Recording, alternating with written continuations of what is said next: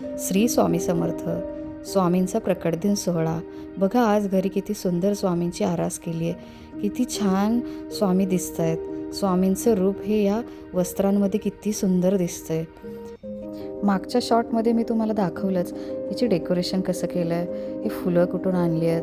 बघा हा दिवस हा आपल्यासाठी उत्सव असतो. काय करू आणि काय नाही हे असं होऊन जातं त्या दिवशी.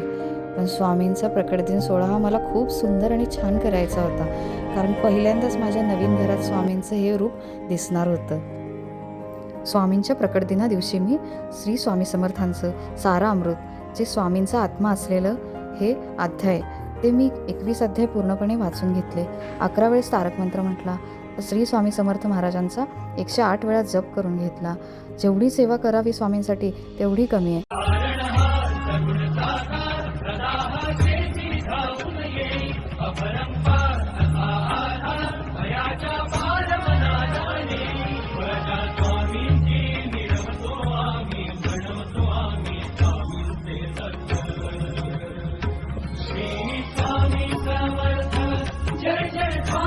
सुखकारक तू दुःख निवारक भवचालक श्री स्वामी समर्थ.